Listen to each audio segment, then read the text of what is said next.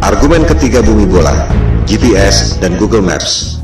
GPS adalah Global Positioning System untuk mengetahui di mana posisi orang atau tempat tertentu di lokasi manapun di dunia. Disebutkan bahwa orang yang ada di ujung barat tak dapat mengirim sinyal wireless ke orang yang ada di ujung timur karena terkena lengkungan bumi.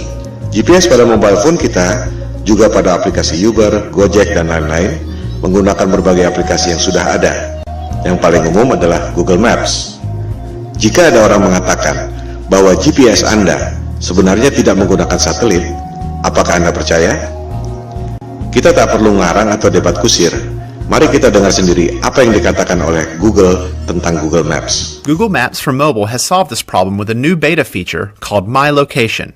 Instead of you telling Google your location, Google displays your location on the map with a click of a button, and it doesn't require GPS. Dengar sendiri kan? Ternyata My Location pada Google tidak menggunakan GPS, tidak menggunakan satelit. Ini adalah penjelasan resmi dari Google. Anda bisa search di YouTube, ketik Google Maps for Mobile with My Location. Lantas, bagaimana Google Maps, Gojek, Uber, dan lain-lain bisa bekerja pada HP kita dengan begitu canggihnya? Mari kita dengarkan lanjutan penjelasan Google bagaimana mereka melakukannya. So, how does it work? Each time you use your phone to make a call, send a text message, or view a website, the information goes through towers, which provide your phone with reception. A tower picks up your call and connects you to your Aunt Molly. The same thing happens when you fire up Google Maps for mobile. The tower gives you the reception you need to access map information. These towers also help Google display your location. Each tower has a unique footprint. When you access My Location, Google calculates an estimated location of your handset based on the unique footprint of nearby towers. It's not GPS. It's not GPS. It's not GPS. Dengar sendiri kan? Ternyata Google tidak menggunakan GPS. Sinyal-sinyal yang canggih itu diperoleh dari menara Telkom biasa. Persepsi Anda yang mengatakan bahwa HP Anda menggunakan GPS dan satelit lewat Google Maps. Google sendiri mengatakan tidak. Bagaimana dengan Google Maps yang secara sempurna dapat membuat peta dari udara, termasuk atap rumah kita bisa kelihatan? Bukankah itu menggunakan satelit? Ternyata Google Maps dibuat dengan menggunakan drone, bukan satelit. Silakan Anda riset dan temukan sendiri. Semua bukti-bukti ada di depan mata. Anda hanya tak memperhatikannya saja selama ini.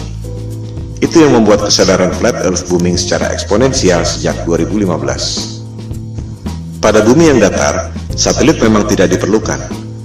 Anda hanya perlu menara-menara Telkom. Hal ini akan kita bahas pada bab berikut, bagaimana USGS mengatur jarak penerbangan pesawat. Pertanyaan yang mind-provoking adalah, jika Anda bisa dapat uang 1,5 triliun rupiah untuk membuat satelit, padahal sebenarnya Anda cuma keluar biaya bikin tower 150 juta, keuntungan 10.000 kali lipat, dan orang tak ada yang tahu, Anda mau atau tidak? Keuntungan 10.000 kali lipat. Anda dagang dengan modal 1 juta, dapat hasil 10 miliar. Mau atau tidak? Saya tidak mengatakan Indosat atau PT Telkom menipu dengan satelit, sebab mereka tak bisa bikin satelit. Yang bisa bikin satelit adalah dia-dia juga, Hughes, Boeing, Ball, Lockheed Martin, dan lain-lain. Jika ditelusuri lagi, perusahaan-perusahaan aerospace pembuat satelit itu dimiliki oleh dia-dia juga. Kelompok 1% penduduk yang lebih kaya dari 99% penduduk dunia lainnya. Kelompok 1% ini sudah lebih dari 100 tahun memonopoli bisnis lewat kartel untuk mengontrol harga agar menjadi mahal. Berlian misalnya, harganya menjadi mahal akibat dimonopoli oleh kartel. Mereka membuat ilusi supply dan demand supaya harganya tinggi. Di sektor supply, sebenarnya sumber daya berlian tidak selangka itu. Silakan Anda cek bagaimana kartel De Beers bisa menguasai pertambangan berlian dan membuatnya seolah-olah itu barang langka. Di sektor demand, kartel membuat ilusi seolah-olah berlian adalah kebutuhan manusia. Seolah-olah perkawinan Anda tidak afdol jika cincin kawin Anda tak ada berliannya. Itu sebenarnya adalah propaganda marketing yang dimulai tahun 1940-an. Begitu pula dengan ilusi minyak adalah sumber daya fosil. Minyak adalah senyawa hidrogen, oksigen, dan karbon, disebut hidrokarbon, yang berasal dari perut bumi. Tak ada bukti bahwa minyak berasal dari fosil tumbuhan dan dinosaurus. Itu adalah ilusi yang diciptakan oleh Rockefeller agar harga minyak menjadi tinggi. Rockefeller mengundang saintis ke konferensi Jenewa tahun 1892 untuk memulai propaganda bahwa minyak berasal dari fosil dinosaurus dan tumbuhan. Padahal, fosil adalah benda padat dan hidrokarbon minyak adalah benda cair. Fosil yang berasal dari makhluk hidup tak pernah jauh dari permukaan bumi.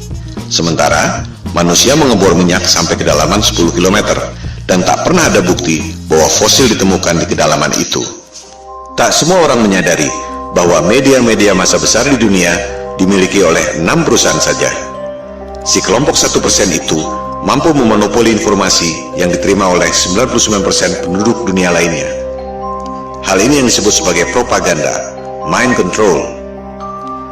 Jika kelompok super kaya yang 1% itu, atau disebut elit global, mampu mencuci otak Anda lewat pendidikan, media massa, dan film-film, ilusi marketing yang membuat harga berlian dan harga minyak menjadi tinggi, apakah mereka tak mampu membuat ilusi tentang satelit? Kembali pada soal GPS. Tak semua orang menyadari bahwa GPS digunakan sejak tahun 1973 yang merupakan bagian dari teknologi militer. GPS berasal dari teknologi sebelumnya yaitu LORAN atau Long Range Navigation dan Decca Navigation yang digunakan sejak Perang Dunia Kedua. Of its equipment, which makes it very easy to operate and maintain once you understand a few fundamentals. To provide worldwide coverage, the Omega system will use 8 VLF transmitting stations.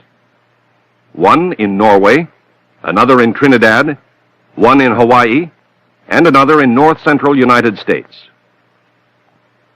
Of the remaining, one is in the Indian Ocean, another in the southern part of South America, one in the Tasman Sea area, and finally, one in the Western Pacific. Apa yang membuat Anda berpikir bahwa dunia militer yang didesain buat perang membela negara tiba-tiba jadi malaikat yang menolong umat manusia di negara-negara lain dengan memberikan teknologi gratis? Disinilah jelinya the global elites yang sudah lebih dari 100 tahun memperoleh profit dengan cara menipu orang, scam, money laundering, transaksi fiktif, you name it. Demikian halnya dengan NASA. Apa yang membuat Anda berpikir bahwa NASA adalah badan eksplorasi yang bekerja untuk kepentingan dunia? Siapakah NASA? Coba kita lihat keterangan di webnya sendiri. Jelas ditulis di situ bahwa tujuan pembentukan NASA tahun 1958 adalah berkaitan dengan Perang Dingin, di mana Rusia berhasil meluncurkan Sputnik tahun 1957. Majalah Times menjelaskannya lebih gamblang. Judulnya, Alasan yang Menyedihkan Tapi Familiar tentang Pembentukan NASA. Disebutkan, tujuannya sangat membumi, yaitu office politics, bukan untuk kepentingan umat manusia di dunia. Budget NASA 2016 adalah 19,3 miliar dolar atau sekitar 256 triliun per tahun. Hasilnya, kebanyakan adalah propaganda CGI. Motivasinya, ada 256 triliun motivasi di situ. Bisnis adalah bisnis, di mana ada peluang, pasti banyak kepentingan. Bukan hanya pegawai-pegawainya, tapi juga kontraktor-kontraktor besarnya. Roket memang diluncurkan, tapi jika diperhatikan, arahnya tak pernah lurus ke atas, selalu melengkung dan akhirnya horizontal. Karena memang tak pernah lewat dari low Earth orbit, sekitar 500 km dari permukaan bumi. Seperti yang dikatakan Times tadi, tujuan pendirian NASA sangat membumi, yaitu office politics. Pertanyaannya, untuk politik dan kepentingan siapa?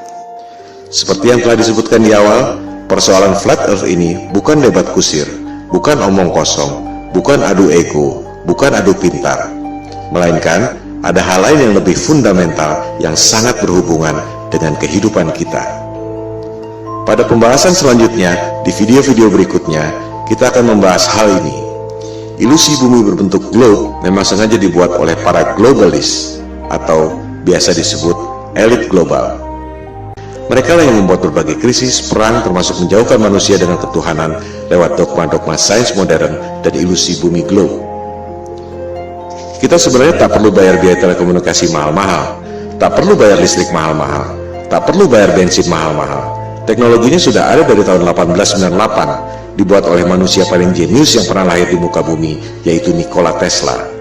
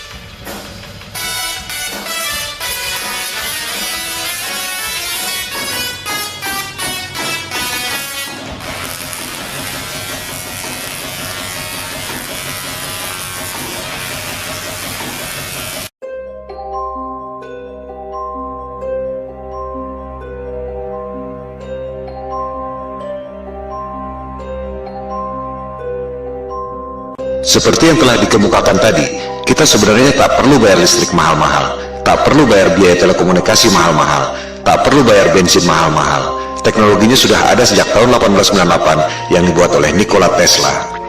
Itu sebabnya ia dikucilkan oleh JP Morgan, salah satu pentolan elit global. Hal-hal seperti itulah yang dilakukan agar kelompok yang 1% itu bisa mengontrol 99% penduduk dunia lainnya. Berbagai manipulasi dan propaganda mind control dilakukan, seperti membuat ilusi supply dan demand, ilusi satelit, ilusi GPS, ilusi bumi berbentuk globe, ilusi bahwa mereka adalah kelompok adidaya yang sudah mampu melakukan eksplorasi ruang angkasa. Bangkitnya kesadaran flat earth merupakan ancaman bagi mereka. Oleh sebab itulah pemaparan ini diberi judul Konspirasi Bumi Datar. We don't have time for a meeting of the Flat Earth Society. Soal foto-foto CGI, satelit, dan GPS yang sudah kita bahas adalah soal teknologi, belum masuk pada sains yang sebenarnya. Kita akan membahas pada episode berikut. Sementara ini, kita tutup argumen GPS dan Google Maps dengan fakta bahwa Google Maps dan GPS tidak menggunakan satelit, melainkan menggunakan menara telkom biasa.